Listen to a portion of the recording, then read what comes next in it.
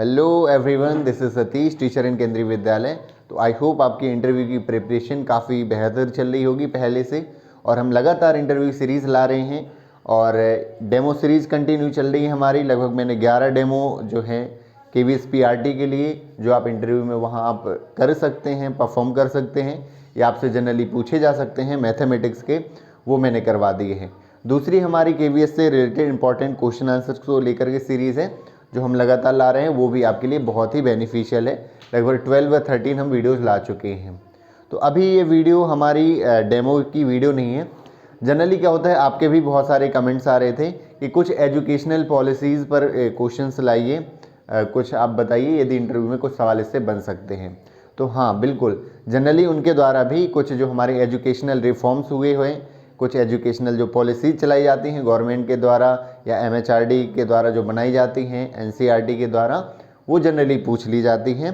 तो हमें पहले से ही इन सब के बारे में पता करके जाना है, ताकि हम वहाँ पर बिल्कुल भी हमें किसी तरह का हेजिटेशन ना हो, किसी तरह हम रुकावट ना हो आंसर देते समय। तो आज जो मैं टॉपिक लेकर के आया हूँ वो है करिकुलम सिलेबस। ये तो आपने बहुत ही बार पढ़ा है, अच्छे से इसके बारे में जानते हैं, तो इसका एक रिवीजन हो जाएगा। RT 2009 के बारे में पूछ लिया जाता है कि RT 2009 के बारे में आप क्या जानते हैं। और NCF 2005, अभी भी क्या है, NCF 2022 आया हुआ है, लेकिन वो किसके लिए आया है, अभी प्री प्राइमरी के लिए आया है सिर्फ। NCF 2022 में जो करिकुलम की बात की गई है, जो बनाया गया है, वो सिर्फ प्री प्राइमरी का है। लेकिन अभी भी हम कौन सा करिकुलम लेकर के चलते हैं, NCF 2005 वाला। तो आज हम इन चीज़ों के बारे में डिस्कस करेंगे। तो चलिए शुरू करते हैं बिना किसी देरी के, और इसको एक शॉर्ट में समझते हैं, ताकि आपसे कुछ क्वेश्चन बने तो आप हाँ ज़रूर बता पाओ, और सामने वाले को ये लगे कि हाँ आप इसके बारे में जानते हैं और ये आपने इसके बारे में पढ़ा हुआ है। तो सबसे पहले देखते हैं करिकुलम एंड सिलेबस। सबसे मैंने एक शॉर्ट फार्मूला लिखा हुआ है यहाँ पर कि करिकुलम क्या होता है। सिलेबस में यदि को एजुकेशनल एक्टिविटीज़ को ऐड कर दिया जाए तो हमारा क्या बन जाता है, करिकुलम बन जाता है। और सिलेबस क्या होता है, कॉम्बिनेशन होता है टॉपिक्स का, जो सब्जेक्ट में किसी सब्जेक्ट में इंक्लूड होते हैं। तो किसी सब्जेक्ट में जो टॉपिक पढ़ाए जाते हैं, जो यूनिट पढ़ाई जाती हैं, तो वो सिलेबस के अंतर्गत आते हैं। और उसमें यदि को करिकुलर एक्टिविटीज़ या फिर को एजुकेशनल एक्टिविटीज़ हम इनको इंक्लूड कर लेते हैं, जो पढ़ाई के पाठ्य सहगामी कहलाती हैं, जो पढ़ाई को इंटरेस्टिंग बनाने के लिए भी होती हैं, साथ साथ में इनको आउटपुट जो लर्निंग आउटकम है उनको भी बढ़ाने में ये हेल्प करती हैं को एजुकेशनल एक्टिविटीज़। चाहे पजल हो जाती हैं, चाहे आप गेम्स के थ्रू, प्राइमरी में तो एक वर्ड आता है बहुत ज़्यादा, इसका ज़रूर कहीं ना कहीं आप इंक्लूड करना, गेमिफिकेशन आता है। गेमिफिकेशन का मतलब आप टॉपिक को गेम के थ्रू पढ़ाते हैं, किसी गेम का फॉर्मेट आपने दे दिया है, उसके थ्रू पढ़ाते हैं, तो वो जो है इसको आप इंक्लूड करना। तो ये भी एक करिकुलम का पार्ट हो जाता है। और भी बहुत सारी आप जो स्पीच होती हैं, है ना, और भी आपके कंपटीशन कराए जाते हैं, ये सारे जो हैं इसमें आते हैं करिकुलम में। सिलेबस टॉपिक के अलावा जितनी सारी एक्टिविटीज़ जो रहती हैं उनके डेवलपमेंट के लिए, होलिस्टिक डेवलपमेंट के लिए ज़रूरी रहते हैं किसी बच्चे के, तो वो सारा जो है करिकुलम के अंतर्गत आता है। तो ये चीज़ आपको समझनी है। आपको ये भी बताना है, करिकुलम का आपसे पूछे तो ये भी बता देना कि करिकुलम को जो कौन डिसाइड करता है, हमारा जो NCF रहता है, नेशनल करिकुलम जो फ्रेमवर्क है, वो हमारे पूरे देश के जो हैं वो आउटपुट क्या चाहते हैं बच्चों से, वो डिसाइड करता है हमारा NCF। और NCF NCERT के द्वारा पब्लिश होता है। अगला देखते हैं RT 2009। ये हर जगह पूछा जाता है, ऐसा होता ही नहीं है कि जनरली एग्जाम में नहीं पूछा जाए, इंटरव्यू में नहीं पूछा जाए। तो ये एक्ट है 2009 वाला जो है एक्ट है, लेकिन इसको जो है हमारे कॉन्स्टिट्यूशन में कब रखा गया था, तो 86th जो संविधान कॉन्स्टिट्यूशन अमेंडमेंट है 2002, इसके अंतर्गत दो जो आर्टिकल हैं वो नए जोड़े गए थे। आर्टिकल 21A, जिसमें एक अधिकार दिया गया है कि 6 to 14 ईयर के जो चिल्ड्रंस हैं उनको free and compulsory education provide कराई जाएगी। तो ये क्या है, अधिकार है उनका। और दूसरा 51A जो है, ये एक ड्यूटीज़ में जोड़ा गया है कि एक पेरेंट्स का ये ड्यूटी है कि वो अपने 6 से 14 वर्ष के बच्चों को जो एजुकेशन दिलाए। ठीक है, ये अधिकार है 21A में, और ये क्या है, ड्यूटी है। और RT 2009 में ये एक्ट पारित हुआ था। ये संविधान में पहले से आ चुका है। एक्ट के थ्रू जो है वो चीज़ें स्कूल के लिए क्या करनी है, कैसी होनी चाहिए, वो चीज़ें इंक्लूड की गई हैं। तो जो एक्ट है 2009 का, उसमें क्या चीज़ें हैं, एक तो विद्यालय प्रबंधन समिति की बात की गई है कि हर एक विद्यालय में जो है स्कूल में स्कूल मैनेजमेंट कमेटी होनी चाहिए, और उसके मेंबर्स जो है किसको चुना गया है, इसके मेंबर्स जो है पेरेंट्स ही होने चाहिए। पेरेंट्स ही होंगे तो वो अपने बच्चे के भविष्य के बारे में भी सोचेंगे, विद्यालय के भविष्य के बारे में भी सोचेंगे, और दोनों मिलकर पेरेंट्स और टीचर मिलकर के जो है एक स्कूल के लिए, एक बच्चे के होलिस्टिक डेवलपमेंट के लिए इस पर बात करेंगे। तो ये विद्यालय मैनेजमेंट कमेटी, आपको पता होगा जो विद्यालय मैनेजमेंट कमेटी होती है VMC, केंद्रीय विद्यालय में भी साल में एटलीस्ट 2 जो है इसकी मीटिंग्स होती हैं। स्टेट स्कूलों में भी स्कूल मैनेजमेंट कमेटी जो SMC कहलाती है वो ऑर्गेनाइज करवाई जाती हैं। इसमें कहा गया है कि बच्चों को जो है किसी को रोका नहीं जाएगा। कई बार ये होता है कि बच्चे जो फेल हो जाते हैं, बर्डन वो बहुत काम करता है, उनका मोटिवेशन लो करता है, तो बच्चों को रोका नहीं जाएगा। क्योंकि यदि कोई बच्चा फेल होता है, आपको पता है, आपने पढ़ा होगा पेडागॉगी में कि जो कोई बच्चा जो फेल होता है, पूरी आप उसको एक बच्चे को नहीं मानते, आपकी जो एजुकेशनल जो आपने बनाई हुई है पॉलिसी, उसको फेल माना जाता है ना। आपकी जो टीचिंग है उसको फेल माना जाता है, किसी बच्चे को फेल नहीं माना जाता है। यदि कोई एक बच्चा फेल होता है तो उसको रोका नहीं जाएगा। मान लीजिए फेल भी हो गया है तो भी उसको क्या प्रमोटेड थ्रू RT लिखते हैं। ये मैं प्रैक्टिकल जानता हूँ क्योंकि हमारे स्कूल में भी 1-2 बच्चे ऐसे हो जाते हैं, तो उसको हम क्या करते हैं, प्रमोटेड थ्रू RT जो है प्रमोट कर देते हैं 4th से 5th क्लास में।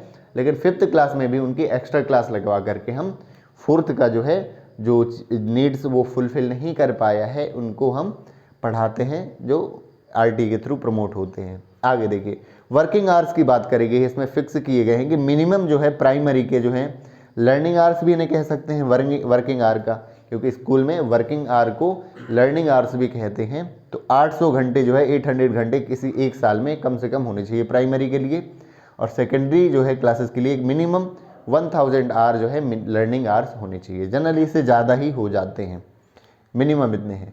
जो वर्किंग डेज हैं वो कम से कम 200 दिन विद्यालय लगना चाहिए, 200 दिन पढ़ाई होनी चाहिए बच्चों की प्राइमरी में, और सेकेंडरी में कम से कम 220 दिन जो है वो पढ़ाई के होने चाहिए। रेशियो की बात करें तो RT जो रेशियो कहता है वो 30:1 कहता है कि प्राइमरी स्कूल में 30:1 होना चाहिए, और सेकेंडरी में 35:1 होने चाहिए सेकेंडरी क्लासेस के लिए। कि 35 टीचर्स पे क्या है, 35 स्टूडेंट्स पर 1 टीचर होना चाहिए, और यहाँ पर 30 स्टूडेंट पे 1 टीचर होना चाहिए प्राइमरी में।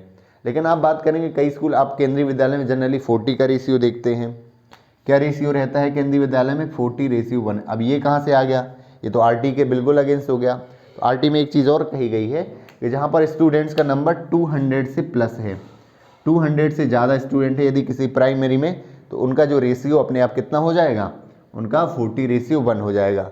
यही सेकेंडरी में भी 200 से प्लस हैं तो उनका भी रेशियो कितना चला जाएगा, 40:1 चला जाएगा। और 200 के बाद क्या आ जाएगा, एक HM की पोस्ट भी क्रिएट हो जाएगी। 200 यदि बच्चे हैं प्राइमरी तो वहाँ पर एक HM की भी पोस्ट होनी चाहिए, ये कहा गया है। सेकेंडरी में तो ऑलरेडी रहती है प्रिंसिपल जो है। तो ये चीज़ें जो है कही गई हैं RT 2000 राइट में। एक अधिकार दिया गया है बच्चों को कि एक उनका मौलिक अधिकार है कि बच्चे जो है वो शिक्षा प्राप्त करें, फ्री एंड कंपलसरी एजुकेशन, किसी को भी शिक्षा से जो है वंचित नहीं किया जाएगा, ये कहा गया है RT 2009 में। तो एक बहुत बड़ा एक ये रिफॉर्म कहलाए, रिवॉल्यूशनरी था। और इसी में जो RT के जो है इसमें 25 जो % ये भी बोला गया है कि 25% जो बच्चे हैं किसी प्राइवेट स्कूल में भी, तो वो भी रखा जाएगा RT में। किसी भी गवर्नमेंट में भी है या किसी ऑटोनोमस बॉडी में भी है या किसी प्राइवेट स्कूल में, वहाँ का जो 25% जो है वो जो है RT के बच्चे आने चाहिए। वो BPL के भी हो सकते हैं, SC ST OBC के हो सकते हैं RT। और इनकी जो फ़ी है, फ़ी इनकी प्राइवेट स्कूल में नहीं लगेगी। ये कैसे, फ्री एजुकेशन इन्हें मिलेगी 25%, प्राइवेट स्कूलों के लिए 25% का है फ्री एजुकेशन मिलेगी। और लेकिन इनकी फ़ीस कौन देगा, जैसे प्राइवेट स्कूल में एडमिशन हो गया RT के थ्रू, तो यदि फीस फ्री कर रहे हैं तो इनकी फ़ीस कौन देगा, तो गवर्नमेंट इनकी फ़ीस जो है वो अफोर्ड करेगी। तो इनकी फ़ीस जो है 25%। मान लीजिए किसी स्कूल में 100 हैं, एक क्लास में 100 बच्चे हैं तो उसमें 25 बच्चे जो है आपके आरटी में रखे जाएंगे, चाहे प्राइवेट स्कूल में होने चाहिए। गवर्नमेंट में तो सारे ही आरटी में आएंगे क्योंकि फीस लगती नहीं है गवर्नमेंट स्कूलों में। तो 25 बच्चे, इनकी फ़ीस जो है वो गवर्नमेंट हमारी जो है अफोर्ड करेगी। अब बात करें एनसीएफ 2005 की, तो ये जो है प्रोफेसर यशपाल थे जो 2-3 साल पहले इनकी डेथ हो चुकी है।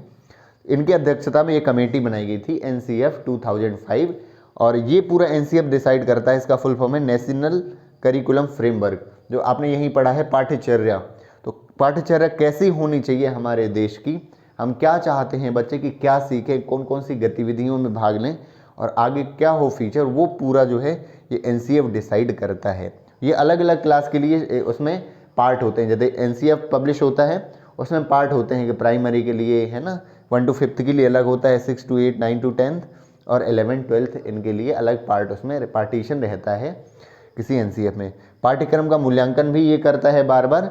और ये जो कौन सा है 1975 में पहला जो है एनसीएफ लाया गया था। उसके बाद 1988 में 2000 में 2000 जो 5 वाला है ये वाला है, ये कौन सा नंबर का है, ये 4th नंबर का हमारा एनसीएफ है। और 22 वाला जो है प्री प्राइमरी के लिए जो लाया गया है वो कौन सा है, वो 5th नंबर का है। इसमें सीसीई की बात करी गई है, कंटिन्यूअस कम्प्रिहेंसिव इवेल्युएशन, सतत व्यापक मूल्यांकन की बात की गई है। मतलब जो परीक्षाएं हैं उनको प्रमोट न करते हुए जो कंटिन्यूअस हम क्लास में पढ़ा रहे हैं, बच्चों से पूछते भी जा रहे हैं, एक एक करके असेस करते जा रहे हैं कि क्या क्या बच्चों ने सीखा। मैंने आज जो पढ़ाया मैं इसको आज ही असेसमेंट करके जाऊंगा कि बच्चे ने क्या क्या सीखा, क्या कमी रह गई, तो उनको अगले दिन है वो कमी भी मैं दूर करूंगा। ये कहलाता है कंटिन्यूअस। मतलब हम कंटिन्यू क्या है इवेल्युएट करते जा रहे हैं कि किस बच्चे ने क्या नहीं सीखा, किस बच्चे ने क्या सीख लिया है, और उसको दूर भी करते जा रहे हैं। इसकी ट्रेनिंग्स जो है एनसीएफ 2005 जो है कि करिकुलम की स्टेट लेवल में डाइट और एससीईआरटी जो रहती है, स्टेट जो है council educational research and training, और डाइट जो रहती है डिस्ट्रिक्ट में। जैसे केंद्रीय विद्यालय में जो एक और चीज़ जो डाइट है, district institute of educational and training, जो केंद्रीय विद्यालय में ट्रेनिंग्स होती हैं वो जीएड कहलाती हैं, zonal institute of educational and training, तो जीएड कहलाती है। ये थोड़ा सा याद रखिएगा, केवी के बारे में था ये स्पेशल। ड्रॉप आउट को कम करना इसका लक्ष्य था। जो बच्चे 2005 में लाया गया था तो ड्रॉप आउट कर रहे थे, ऐसा देखा गया था कि 5th के बाद बच्चे 6th पढ़ रहे थे, 8th के बाद बच्चे काफ़ी सारे ड्रॉप आउट कर रहे थे, है ना। जितने एनरोलमेंट फर्स्ट में हो रहे थे उतना वो 9th 10th में नहीं बचता था, बहुत कम जो है बच्चे बचते थे। काफ़ी मतलब जो गाँव में दूरस्थ क्षेत्रों में हैं वो जो है ड्रॉप आउट कर लेते थे। एनसीएफ 2005 ने ये चीज़ को पहचाना और ड्रॉप आउट को कम से कम करने की कोशिश की है। कॉन्सेप्ट नया लाया है लर्निंग विदाउट बर्डन। कभी भी एनसीएफ 2005 की बात आए तो ये लर्निंग विदाउट बर्डन जो है ये वर्ड जरूर यूज़ करना। तो उन्होंने बर्डन को कम से कम करने की कोशिश की है। इसके बाद एक कॉन्सेप्ट ये भी आया था, बैगलेस डे भी मनाया जाता, बैगलेस डे भी कहा गया था, हालांकि बाद में उसे बंद किया गया था क्योंकि बैगलेस डे का मतलब, बैगलेस का मतलब कि बच्चे बैग नहीं लाएंगे स्कूल में, स्कूल में ही उनका बैग रखा रहेगा, बुक्स रखेंगे, वो आएंगे स्कूल में पढ़ेंगे, वहीं रख के घर चले जाएंगे। बर्डन, स्कूल के बैग के वजन को कम करना, मिनिमाइज़ करना। लेकिन बाद में फिर ऐसी दिक्कतें आई कि वो घर में जो है नहीं कर पाते रिवीजन, क्योंकि कहीं ना कहीं जो एजुकेशन हमारी स्कूल के साथ साथ जो है घर में भी उनका सपोर्ट बहुत ज़रूरी है। आपने एक चीज़ देखी, नोटिस करी होगी कि क्लास में या कैरियर में वो बच्चे बहुत सक्सेस होते हैं स्कूल के साथ साथ घर में भी अच्छा इन्वायरमेंट मिलता है। क्योंकि पता है ना आपको, स्कूल में 5 से 6 घंटे बच्चे रहते हैं, बाकी के 18 घंटे कहाँ रहते हैं, घर पे रहते हैं। तो घर का इन्वायरमेंट भी बहुत ज़्यादा जो है मायने रखता है किसी बच्चे के डेवलपमेंट के लिए। कहीं भी आपकी लाइन ये यूज़ में आ सके ज़रूर बोलिएगा, क्योंकि यही सच है। आगे देखिए, इंक्लूसिव एजुकेशन की बात करी गई है कि जो पढ़ाई में किसी को हम रोकेंगे नहीं, जो हर तरह का बच्चा हमारे स्कूल में एडमिशन लेने आएगा सबको हम एडमिशन देंगे और एक साथ सबको पढ़ाएंगे। तो ये चीज़ इंक्लूसिव एजुकेशन, इसी ड्रॉप आउट को कम करने के लिए, ड्रॉप आउट को जो है जो हो रहा था ड्रॉप आउट उसको कम करने के लिए एक इंक्लूसिव एजुकेशन मीन्स किसी को भी आप रोकेंगे नहीं, फ्री एंड कंपलसरी एजुकेशन देंगे आरटी के थ्रू, और एक साथ बैठ के किसी भी तरह के बच्चों सबको एक साथ बैठ के पढ़ाएंगे। तो ये कुल आज मिला 3 मैंने टॉपिक लिए हुए हैं। आने वाले दिनों में और भी मैं टॉपिक्स लाऊंगा, कुछ NEP को लेकर के भी NEP के लेकर के मैंने एक वीडियो डाल रखी है, आप उसको देख लीजिएगा। तो आपसे यदि इंटरव्यू में उससे रिलेटेड क्वेश्चन आंसर पूछे जाते हैं तो बन जाएंगे। ये करिकुलम सिलेबस हो गया अपना, RT 2009 हो गया, NCF 2005 हो गया।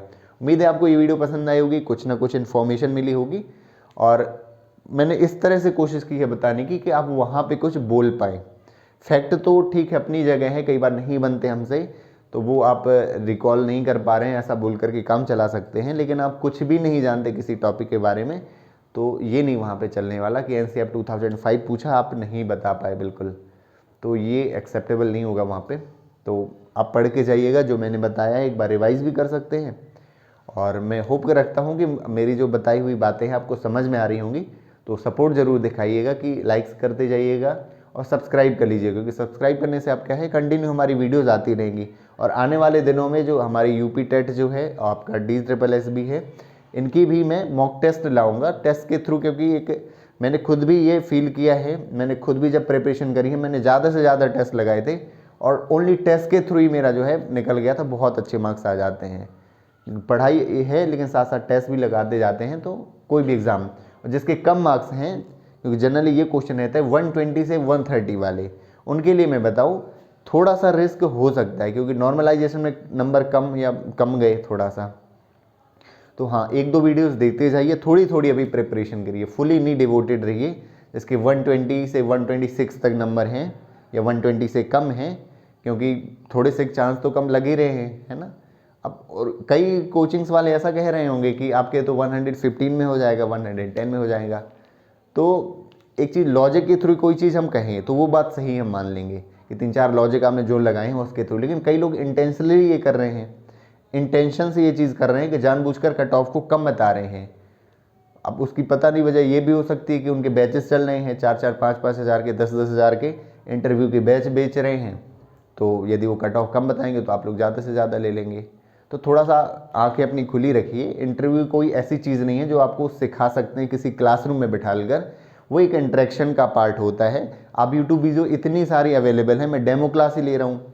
टीचिंग और थोड़ा कंपनी के इंटरव्यू को अलग समझिए। कई बार मैंने देखा है कुछ जो वीडियोस हैं, कंपनी में जो आप सिलेक्शन होता है, कैंपस सिलेक्शन, उधर जो सवाल पूछे जाते हैं वो सवाल इंक्लूड किए गए हैं। तो टीचिंग एक अलग ही पूरा एक प्रोफेशन है, सवाल अलग तरह के होते हैं। और मैंने मेन चीज़ बताई, आप कमांड अपनी बनाइए डेमो टीचिंग पे, क्योंकि शुरुआत में आपसे कुछ पूछेंगे इंटरव्यू वाले सवाल, फिर डेमो टीचिंग। यदि डेमो टीचिंग आपकी बहुत अच्छी चली गई तो यकीन मानिए आपके जो 30 नंबर है उसकी जगह भी वो खुद के नंबर भी और ज़्यादा दे देंगे।